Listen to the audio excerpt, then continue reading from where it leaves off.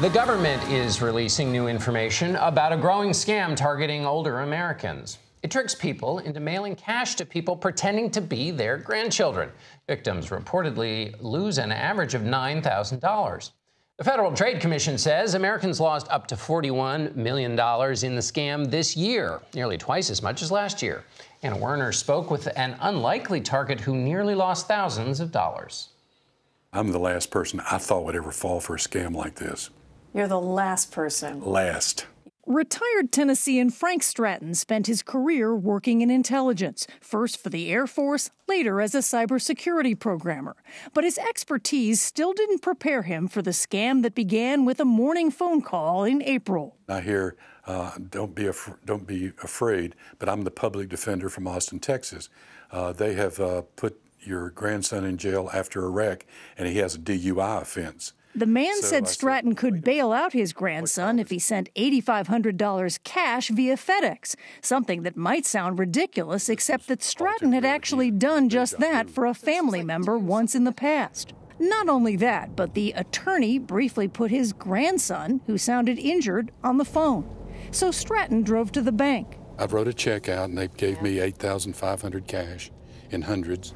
Then he went to a local mail location to overnight the money to an Austin, Texas address. You know, a lot of people right now are sitting at home going, how could you fall for that? Well, it's because of the way that they scripted it. They had it so well scripted. They knew everything about my grandson. They knew everything about me.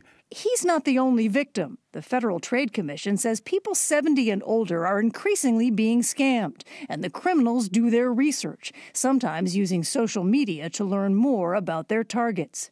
The FTC's Monica Vaca. Grandparents really care about their grandchildren. The grandchildren sound like they're in terrible distress. They're crying.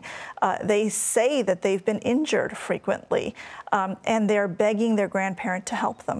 But back in Tennessee that night in April, Stratton says, my wife and I looked at each other and said, scam. Just like that? Just like that. Boom. So he called FedEx to have the package returned. And while he got his money back... I'm a security person, and that's what really frustrates me. Because? Because I fell for it. Even you fell for it? Because of love. Something Stratton says every grandparent can fall victim to. For CBS This Morning, Anna Werner in New York. Well, he's sharing an important warning. He sure is. And also, they've gotten so sophisticated, you can see why you maybe fell for it. Yeah, absolutely. The FTC warns, if you receive a call like this, get in touch with that family member or friend before sending anything. And be careful about what you post on social media, because scammers can use all of those details to create that compelling narrative.